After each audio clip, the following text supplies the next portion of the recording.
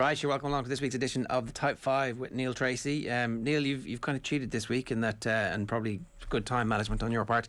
5, 4 and 3 I think are kind of similar. Are they all the same? We need to figure out a way of actually fitting in all 5 topics this week. And I thought the best way of doing that was to actually just, rather than doing 3 topics in one, do 1 topic across 3. Is probably the best way of doing it. I like your realism. Unlike Shane Hannon, who wants all of our players to be Leo Messi when it comes to football, you at least appreciate that living in the real world is a benefit to that. It certainly is, yeah. So what we picked out this week is there's a couple of, 3 nice examples of just some good little variations around the line out. 2 of them worked, 1 of them almost worked. So I think why not, rather than sitting around chatting about it, let's just get straight into it and make sure we actually get all 5 of these done today. So the first of these I picked out is a lovely little move Ulster tried against Northampton on Saturday night in the Challenge Cup. So this was actually coming at a really, really crucial time. Northampton had just scored another try to go back in front, and Ulster got back up. They won a penalty, cleared it up into Northampton territory. So they're just inside the Northampton half of the pitch at the moment. And this actually led to the try that brought them right back into it, which they kicked on from and won. So the first picture we're looking at here, this is just the setup of the line-out. There's 2 people we want to look at. The first of those is right at the front of the line-out. That's Eric O'Sullivan. So he's the lifter right at the front. And you can see he's marked his space just right on the 5-metre line. But there's a gap then to the first jumping pod. And then further back in the line-out is Alan O'Connor, the second row. He's going to be the man in focus in a minute or so's time. So if we move on to our next little clip, what happens here is that Alan O'Connor makes the move. He drops out and does a looping run around to the front of the line-out, while Eric O'Sullivan has pushed back towards his jumping pod a couple of yards back. So what he's done is he's created space at the front of the line-out, which Alan O'Connor is going to dart into and take a short little line-out. There's going to be no lift. It's going to be straight into his hands. And what Eric O'Sullivan's little run has done as well is he has brought the Northampton Saints prop with him, who was guarding at the front of the line-out.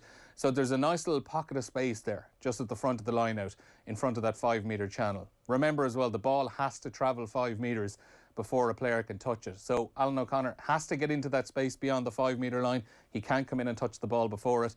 And also we've marked at the back of the line-out is Geordie Murphy, who's going to have a crucial part in this in a few seconds' time as play develops. So if we move on again, the next one we can see is Rob Herring has thrown the ball into Alan O'Connor right at the front of the line. As we can see, he's beyond the 5-metre line, so it's all fine. And what's really important as well is the throw from Rob Herring. A lot of time when teams go for these short little line-out moves, it's actually quite tricky throwing a line-out into someone, like throwing it to chest height of a player, because normally you're throwing it over your head, you're trying to get it up high into the air. It's tough to get it down like that. Without it being a bullet. Without it being a bullet. So what he's done is, if we go back to our clip there, we can see that it's right into Alan O'Connor's chest. Is it straight? Is it straight? It is, yeah. It's right down the gap. So all he had to do was just run straight onto it. And he doesn't have to check his run to reach up and grab it. He can catch it completely in his stride. But it's all about the sell as well, because as you can see, Ulster have lifted up their pod. They're telling the Northampton Saints, we are throwing this ball up into our number 2 jumper. That pod is going up in the air. So they have to create the illusion that this is a normal line-out, because it doesn't work other than that. There has to be an element of smoke and mirrors around all of this as well. So as we can see, Alan O'Connor has taken it, and there's a fine bit of space that he's about to run into now. And the other arrow then a little bit further up on the screen is where we can see Geordie Murphy. So he knows exactly what's happening here, and he is just breaking straight through. He's not hanging around to see what happens. He is making that run through because he needs to be a support man for Alan O'Connor when he gets into space. And as we can see here in the next slide, it takes a nice little bit of work from Alan O'Connor, because it's not just about carrying the ball. He has to throw a little dummy here because he's got a 3-on-1 essentially at the moment. He's got Geordie Murphy out on his left. He's the man in the middle with the ball in his hands, and he's got Rob Herring out on his right. So what he's done there's a Northampton Saints defender right in the corner of the screen. He's kind of fixing that defender. The defender has to worry about Rob Herring on his inside as well. So he throws a very nice little dummy, and it just leaves the Saints defender ever so slightly flat-footed, because he's trying to look over his shoulder to see is Rob Herring going to get the ball. And Alan O'Connor holds onto it, throws the dummy, and goes through the gap. And as we can see again in the next slide, it leads him up to another 2-on-1. He's carrying the ball. Again, really, really good carrying from him. What you want in this situation is, with this 2-on-1, Alan O'Connor needs to fix that Northampton Saints defender, run at him, and hold on to the ball for as long as he can before eventually getting the pass off and leaving Jordy Murphy in space.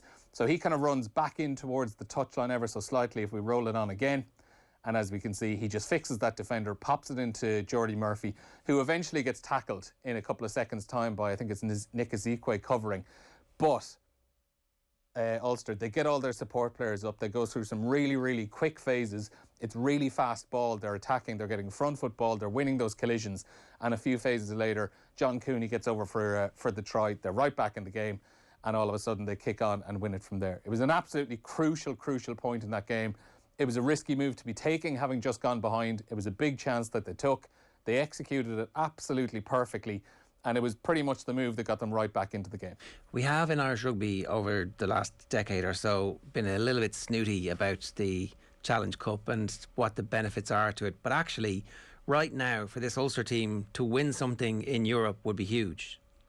It certainly is. And like in the past, I think, look, there can often be fair reason for it because it's a competition teams don't necessarily want to be in. But I think from Ulster's point of view, they're in this competition not through any major fault of their own. Okay, I know they ended up losing their Champions Cup games, but the way the format of the competition went this season, with the way things were postponed, all of a sudden they were thrown into the Challenge Cup. And look, if you're there, you may as well go and win it. It was one of the Ulster players, I think it might have been Jordy Murphy last week, who said, like, this wasn't a competition at the start of the season we set out to win because they weren't even in it. But when you're there, there's an opportunity to win silverware. We saw how much a Pro 14 title would have meant to them last year. And with the project they've been on under Dan McFarland over the last few years, they've been progressing steadily and steadily. A trophy, any kind of a trophy, would be absolutely enormous for that group of players. Winning is that habit. And like the fact that they didn't have a Pro 14 semi-final, I think in retrospect that was a mistake from the organisers. They probably could have got it away. I know the number of weeks is very limited and whatever, but actually it would have been really exciting to have Pro 14 semi-finals and finals, and they definitely would have been in it, and they would have given themselves a fighting chance in that as well. So there will be hopefully something tangible for them if they keep going. Next is the Highlanders. Yeah, so this is one from Super Rugby. I was watching this on Saturday morning, and this was just such an absolutely beautiful try. Again, absolute smoke and mirrors. And look, it takes a little bit of, there's a player being taken out off the ball, there's a little bit of cynical stuff in it, but it's, you know, it's what you want out of your forwards. It's what happens at line out time. It's all part of the game. And we're going to look at it here. So we're just going to look at the setup initially. This is the Highlanders against the Chiefs, which was an absolute cracker of a game, by the way. It went to the first ever game in Super Rugby that went to the golden point, the golden score. So it was the Chiefs who won it with the golden score in extra time. Damien McKenzie kicking a penalty, or was it a penalty or a drop goal? It's escaping me. I wasn't the biggest fan of it, though. It's kind of a little bit like NFL overtime, where all you have to do is get yourself into position, you pop over a kick, and that's the game done. But look, we'll get back to what we're analysing here. This is a line out, early stages of the game, inside the Chiefs 22, and we're just going to look at it as a simple 6-man line out. And standing at scrum half is a flanker, James Leinster. So I just wanted to give you an idea of where everyone was setting up. So if we move on to our next little slide, as we can see here, what's happened is the ball is thrown in. It's just taken in the middle of the line out, coming down to the ground. James Leinster's wearing number 7. You can see he is stepping in to rip the ball. And, you know, in this situation, he can either set up the maul or he can rip it and act as the scrum half. But what they have here is you can see number 6, which is Shannon Frizzell. What he's doing is he's running a real arcing line right around the back of the line out. And in a lot of situations, this would be a standard enough attacking play. You'd have someone looping around like that, taking on the ball and running out into the open space, getting them back out into the centre of the pitch. And the other person to watch out here is number 8, Kazuki Himena. Because what he does is he steps up, and you can see the player opposite him, the Chief player. He's just going to block him and create a little bit of space. Is he allowed to do that? Like if he binds with the 3, is he allowed to block whoever's coming through? No, because you have to enter the maul from the hindmost foot, from the back of the maul. So if he wants to be entering a maul here, he has to be coming in from behind James Leinster, who is ripping that ball there. Or this is where the little bit of cynical play comes in. Essentially what he's doing here is he is just taking out a player off the ball. But the maul hasn't formed yet, right? Because the ball is still in the air. The maul is about to form and may not form. Yeah, so he's just basically blocking a player off the ball. This is the miracle moment of creation that we're about to watch here. Yeah. So if we roll it on to the next one here. what we can see is there in the red circle. Oh, yeah. He's just stepped up and just blocked that player ever so slightly. Right. So his vision is blocked, his movement is blocked. And as you can see, Leinster, who has the yellow arrow just above his head, he has ripped that ball and he's moving so that he's turning his body out as if he's just going to pop it out to Shannon Frizzell, who's still running that arcing line and darting back out in between the Chiefs player and in between the referee. And there's no maul here at all, right? Because the line out is over. Yeah, the ball is out at this stage. It's been ripped out. So is everybody in front of the ball from the Chiefs are in blue, right? The Chiefs are in, the Highlanders are in blue. So the Highlanders, if are all of those players, do they need to release their opponents, or what's the like? No, because we'll say as the ball was taken down, the Highlanders player come to ground. The fact that those Chiefs players have stepped up and tried to engage with them, there was a maul formed there for like a split second. A split second. Okay. So there's nothing else illegal going on there. Those Chiefs players or Highlanders players who are in front, they're not blocking or anything. They were a part of a very, very, very short maul. Okay. But what Leinster is doing here is he's turning his body as if he's just going to pop it back outside to Frizzell, who's running that line outside. And crucially as well, have a look at the left side of our screen. This is our Chiefs scrum half, who's doing a little bit of ball watching. He's got his eyes out into the open space of the field. He thinks Shannon Frizzell is going to be running that line and taking it out. He is just watching what is happening with his defence out on the far side of the pitch. Uh-oh.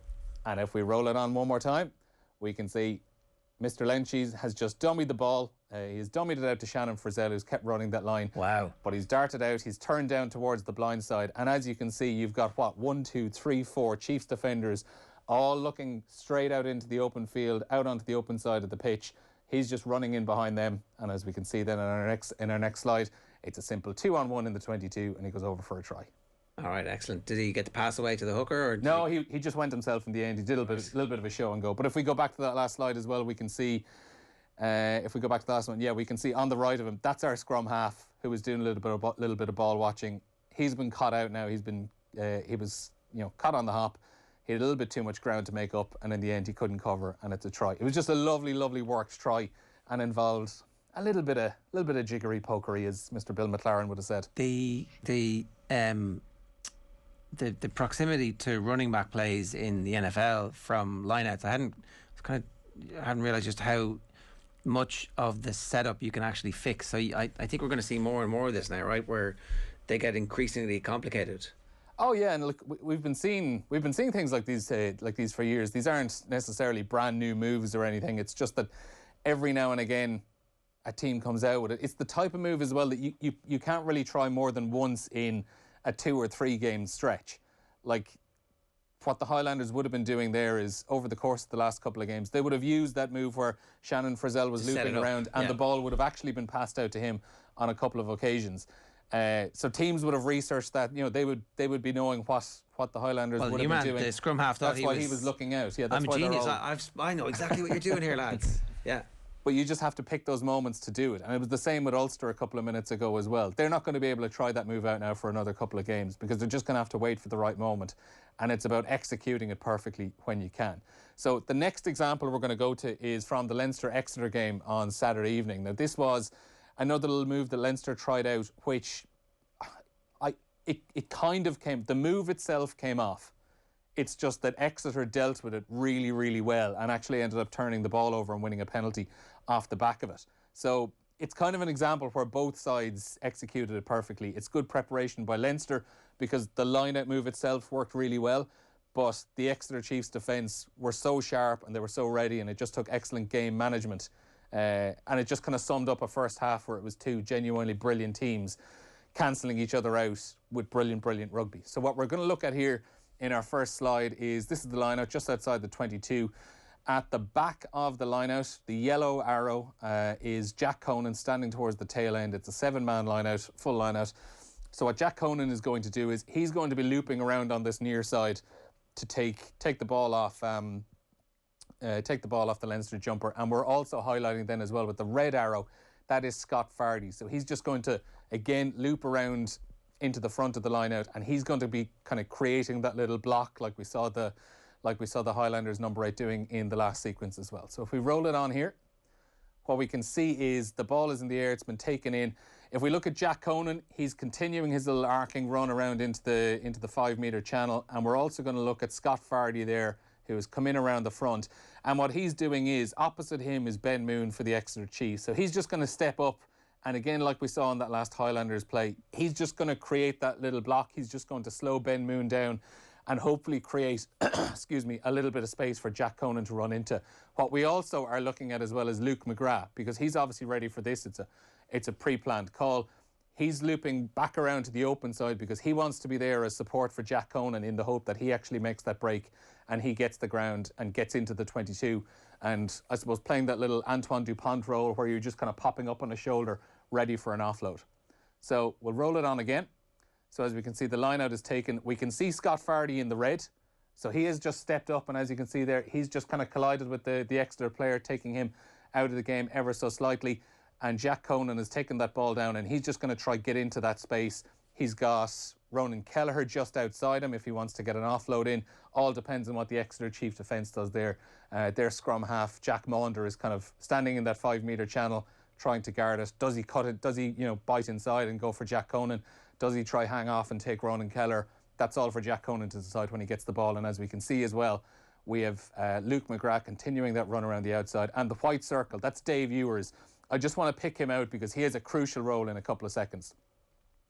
So if we roll it on, as we can see, so Jack Conan has taken that ball. Jack Maunder, the scrum half, he has come in and he has reacted really well. He has tackled Conan, and Conan is just popping that ball out to Ronan Kelleher, who has plenty of space now. We can see in the red circle, that is Luke Cowan-Dickey and Johnny Hill. They have reacted really well. They know what's coming from Leinster and they're scrambling back straight away. Our yellow arrow just above that is Luke McGrath trying to run that line outside. But the white arrow, that is Dave Ewers, who does really, really well. He has burst off the back of that line out because he's anticipating what Conan is going to do here. He is scrambling back for his life, and he knows that ball is going to be offloaded to Ronan Kelleher in a split second. And if we roll it on one more time, to our last little clip, we can see the tackle is made right just inside the 22, right on the touchline. And we can see there as well, Luke McGrath has probably ended up, not through any fault of his own, overrunning that line because he's been guarded very well by Luke Cowan-Dickey and by Johnny Hill, who have kind of spotted a marking around the back of them, and they're just kind of running back slowly back towards the ball. Luke Cowan-Dickey, in the end, comes around the back of Ronan Kelleher. He gets in over the ball and he wins a penalty. So from start to finish there, it's actually a very well executed move by Leinster, but it's brilliant defence by Exeter as well to actually get back and cut it out and win a penalty. Neil, I know yourself and Johnny were obviously Johnny Murphy on commentary for that game on Saturday for us. Like you mentioned, Jack Conan there, Rhys Ruddock as well was excellent in that match. But how complete a performance is that from the Leinster back row there at the weekend? It's pretty complete, I would say, Shane. And not even back row, like Ronan Kelleher as well was an absolute menace over the ball. Josh van der Fleer, we will say as well, that was outstanding. And it's just frightening the depth they have in the back row because, they had 3 Irish internationals out there in Rhys Ruddock, Jack Conan and Josh van der Fleer, but they were also missing Irish international Quaylen Doris, Irish international Max Deegan, Irish international Dan Levy. They were missing future Irish international Scott Penny as well. Like the list of options they have at back row is utterly ridiculous. That's terrifying. We're nearly going to make this, I think. We've 2 left. So number 2 is Ireland and a scrum against Wales. Yeah, so Ireland against Wales in the Women's Six Nations in association with Guinness at the weekend. Absolutely battered Wales set piece, both line out and scrum. There was one huge scrum in the first half, though, we're going to have a look at. And it's just some pretty simple stuff. It's just getting body positions right, taking advantage of some poor body positions from the Welsh players, and as we can see, walking right through them. So our first little clip here, it's a scrum in the first half. Initially, what we'll just look at as well is we would have spoken a lot during the Men's Six Nations about the way Ireland were setting up for the scrum. And the Irish women's team are doing something ever so slightly different. We would have spoken about how the Irish players, the second and back rows, were all starting with both knees on the ground and they were coming up into an upright position all together on the call of crouch. But what we can see is it's the second rows and the flankers that are both starting with knees on the ground, with Ciara Griffin, number 8. This is the one slight difference that the Irish women's team will be using at the moment. She's standing upright and she's just going to wait for those second rows and her flankers to come up with her as well. And as we can see then on the other side, the Welsh number 8, she's doing something similar. She's actually doing something what Ireland would have been doing last season, which is the number 8 almost kind of hanging back, pulling the two second rows together with both her arms and just kind of squeezing them in together. But I just wanted to set that out initially. We'll roll on to our next little clip here. And as we can see, this is the ball just about to go in, and it's just good. It's just simply down to good body positions from Ireland, poor body positions from Wales. If we look at Ciara Griffin at number 8, we've got our flankers, good backs parallel to the floor, and Linda Zhugang there at tight head prop. It's again good angles. Her position is square and straight. Her body is parallel to the ground, and we can see virtually 90-degree bend at the hip, and then around 120 degrees at the knees. But in comparison, as you can see, the Welsh loosehead prop, she is standing, her head is above her hips. So she's creating a little hole for Linda Zhugang to attack and drive into. And as we can see, even then the number 8, she's driving up. So there's too many players who have their heads above their hips. And that's where you get absolutely exposed in the scrum. And if we roll it on again, what happens is Wales don't get the hook initially. The ball comes in. It just gets trapped in the front row. And Ireland, if you listen to the footage when you're playing it back as well, if you want to go back, it's as you can see, it's just after the 20-minute mark. If you go back and listen to the footage, you will hear the Irish call just as the ball goes in. There's someone in that Irish scrum who is setting that call, and as it's ready, ready, ready, ball goes in, and they all drive through. And this is the follow-through. Wales get absolutely decimated, as you can see. They have players all over the floor. But what's a really good thing to see is you've got Linda Zhugang there and Cleona Maloney, tight head and hooker for Ireland. And even though the scrum is splitting all over the place, that is really, really good form. It's a really tight bind because they are still square and straight. Their shoulders are aligned with each other. Their backs are going in the same direction. You can see they're driving square, they're driving straight, and they go straight through Wales and absolutely butchered them. All right, yeah, and not a million miles away from the Jack Conan body position you were showing us for the Ireland scrum in the men's Six Nations just recently as well. So speaking of the scrums, right, we got to get into Leinster's new signing. How long do we have? Are we going to get there? 4 minutes. Oh, geez, we did it. Well done, lads, well done. Ala Alatoa. Yeah. He's a tight head. He certainly is. A 29-year-old tight head. But Leinster have an oversupply of world-class tight heads, unless they need 3. I don't know about I honestly don't know about whether they have an oversupply of world-class tight heads, because yes, they have Tadhg Furlong, they have Andrew Porter. Both of those I would consider to be world-class. Michael Alatoa is also up there as well, a brilliant prop, and has been part of a seriously impressive Crusaders pack over the last few years, who are a brilliantly well-organised team. They always have an excellent scrum. It's throwing up a few interesting things. I still don't really know what is going to happen here. There's a lot of people suggesting that this move is likely to lead to Andrew Porter switching back across to loosehead. Personally, I think keep Andrew Porter at tight head, keep Tadhg Furlong at tight head. I think you're still going to get 15 games at least next season out of Ala Alatoa. Now, a lot of people would suggest if you have Andrew Porter and Tadhg Furlong, you're spending, tight heads don't come cheap. You're spending what is probably good money on someone like that. And is he going to be, is he going to be a reserve for big Heineken Champions Cup games? I don't want to see Andrew Porter switch back to loosehead, because there's a number of reasons for it. I think the future is a little more clear in terms of looseheads coming through with Ireland. You've got Cian Healy, who's 33 years of age. And okay, there aren't too many players that are proven test experience in their mid-20s at the moment. Dave Kilcoyne is on the is a little bit younger than Cian Healy, but he's above 30. After that, you have a lot of unproven players, but I think there's a lot to choose from. I think you've got Eric O'Sullivan there, who's shown huge promise. You've got Josh Wycherley, who's going to come through at Munster and looks a really, really good player. You've Michael Milne also at Leinster, who's shown good things in the bits we've seen out of him. You have who else is there? There's so many options there. So what do you think? Personally, like, it's funny. It's a funny one. I'm starting to think Andrew Porter might actually be pushed over back over to loosehead. I don't necessarily want it, because I think there aren't as many clear-cut options coming through at tight head. And realistically, you need a top-quality tight head, from an Irish point of view anyway, for 80 minutes. I tend to agree with you. And certainly if I'm in his camp, if you look at that map that keeps getting produced of the positions on the field that get the highest pay, the lowest pay tends to be the loosehead, and one of the highest paid is always the tight head. Like, it's a massive drop in his earning potential for the next 10 years. So yeah, I really hope they're paying him tight head money to go to loosehead if he's going. And if they're not, then I'm like, sorry lads, no, I ain't doing it. But there's a benefit in having 3 world-class tight heads in that you could manage all their game time perfectly over the course of the season. You can, absolutely. And just look at this season when Tadhg Furlong was out for so long. The options weren't really there. Andrew Porter had to play a hell of an amount of rugby. And I think if you look further down the depth chart, Tom O'Toole looks a very promising player, but we haven't seen too much of him. We haven't seen any of him in an Irish shirt as well. And I just think there are more potential options at loosehead coming through. And I think if you were to put Andrew Porter across, there's an element of robbing Peter to pay Paul. I know Rory O'Connor has suggested to me in the past that isn't that exactly what they did initially with Andrew Porter, and it probably is. But also, he's 25 years old. His peak years as tight head are still definitely ahead of him. And if you have Tadhg Furlong and Andrew Porter as the tight heads for Ireland, realistically, you are looking, barring disastrous injuries, you're looking pretty safe at tight head prop for the guts of the next 10 years with Ireland. 2 World Cup cycles, thanks very much, absolutely. One last point though, which is a little bit tricky. It might come to nothing. Tadhg Furlong still hasn't signed his new contract yet. Okay. Ooh. I mean, Tadhg Furlong's worth a lot of money. I would There's no team in the world that wouldn't be able to turn him into a massive marketing sensation. Like one of the French teams, any of the English teams. I would hope to God he's going to be staying in Ireland.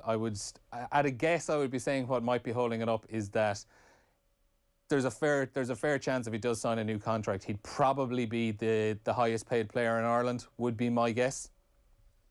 Tight heads always have a premium, and you saw since he came back from injury in the Six Nations just how good he is. He hasn't lost a beat. But the benefits of having Furlong and Porter to spell each other means that you'll be able to extend their careers. I agree with you, but look, sure, what do we know? It's up to David Newsford, isn't it? He gets to play God with this kind of stuff. Or Tadhg Furlong moves to Munster. And it was all a dream when I woke up. Neil, good stuff. Thanks very much for that. The British and Irish Lions head coach Warren Gatland has confirmed his coaching ticket. It is McBride, Townsend, Tandy and Jenkins, which was in all the papers today. So Rob McBride of Leinster, Gregor Townsend of Scotland, Steve Tandy of Scotland and Neil Jenkins of Wales. I think we didn't talk about this at all, but I think it's good that Andy Farrell is actually not going on this tour and is going to spend the time with the Ireland team this summer. Definitely, 100%. I would have been a little bit worried when there was talk a couple of months back that Andy Farrell would have been going. Now, at the time, we weren't really sure what was going to be happening with Ireland, but this is going to be, I would say, anyway, the most crucial summer period that Andy Farrell is going to have with these players between now and the next World Cup, because he's going to have a good few players away on Lions duty, and this is the opportunity to really get a good look at the likes of Craig Casey, likes of Ryan Baird, Harry Byrne if he's fit and available for it as well, someone like Tom O'Toole as we mentioned over the last couple of minutes, and so many more as well, maybe outsiders, the likes of Robert Ballacoon at Ulster, Gavin Thornbury at Connacht. There's a huge amount of young players there that could be part of a World Cup squad in 2023, and when you have big name players away on a Lions tour, this is the ideal summer to give them a chance.